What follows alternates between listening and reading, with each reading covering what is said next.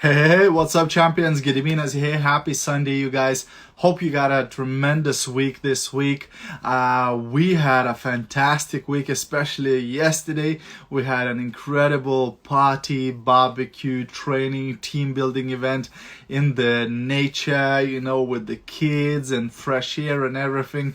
Weather was perfect. So it was just a fantastic day. So we really chuffed about it.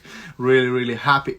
But today I wanted to share with you the 7 habits of highly effective people. So if you've never read the book called 7 Habits of Highly Effective People by Stephen Covey, I highly recommend it. There's some really good stuff in there, some really great pearls. But in this video, very quickly, I just wanted to go through those 7 habits.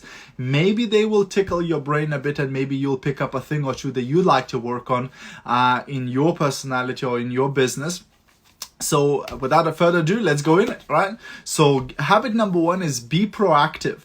And highly effective people that I know who achieved a lot, they act on it. They don't just wait for things to happen. They just don't just wait for success to come. Hey Santa, hey Galina, hey Yogan, hey Irina. Thanks guys for jumping on, right? So successful people, they are proactive.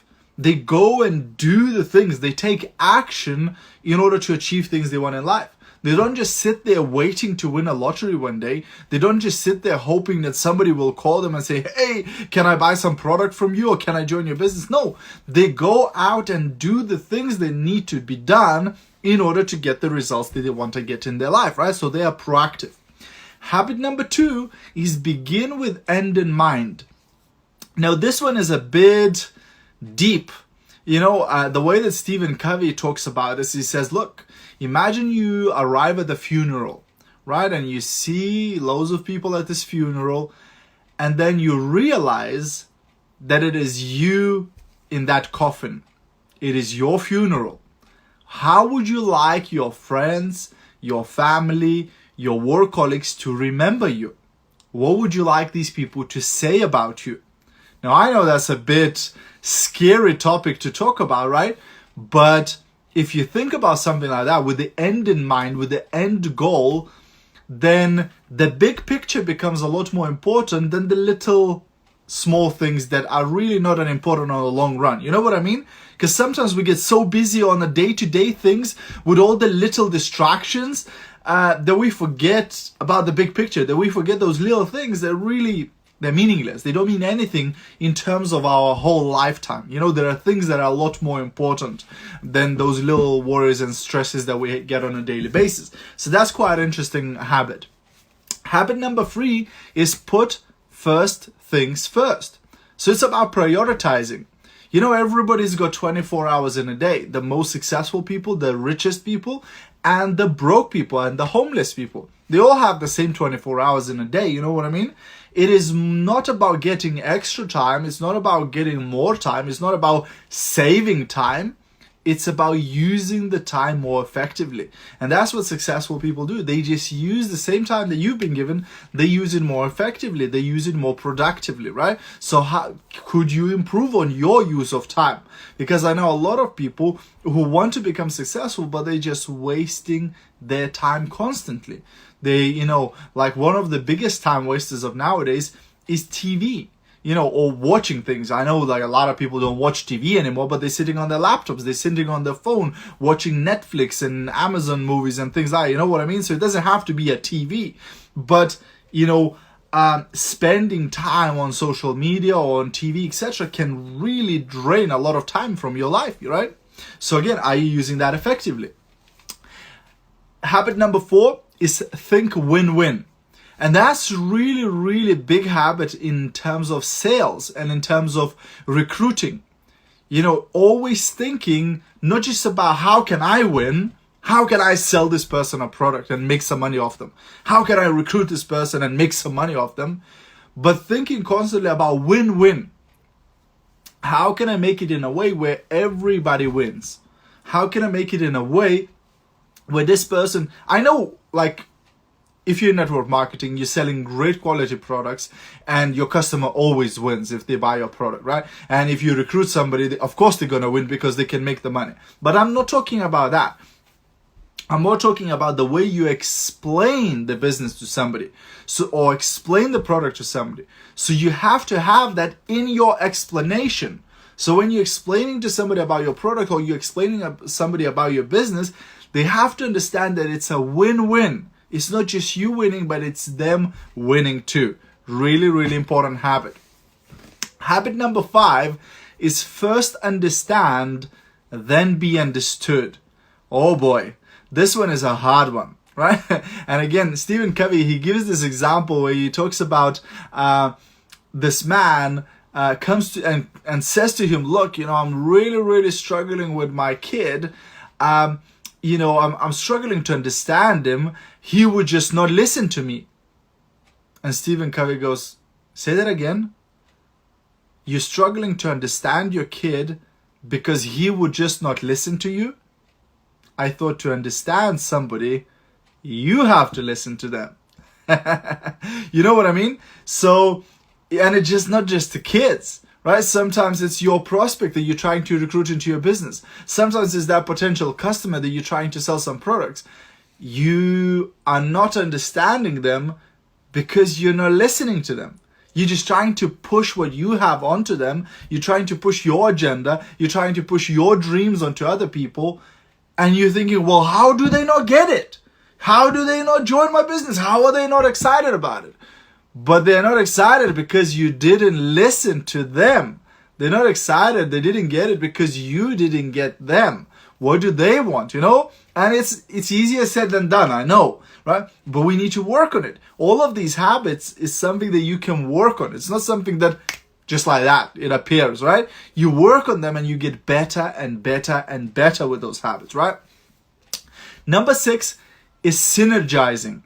So, we always say in network marketing, 1 + 1 doesn't equal 2. 1 + 1 can be 5, 10, 15. What I mean by that, I'm not changing the concepts of maths, right? What I mean is that one person on its own, it's so. But when there's 2 heads together, they multiply. They can do things that 3 or 5 people could do. You know what I mean? When it's brainstorming, when you're bouncing ideas off each other, sometimes you can do a lot more than just 2 people. You know what I mean? Because you keep improving on each other's ideas, etc. So, and in network marketing, synergizing is such a big thing. In home-based business, synergizing is such a big thing. Because one of the biggest mistakes you can do in network marketing is isolate yourself from everybody else and just try to figure it out by yourself. Just try to do it by yourself.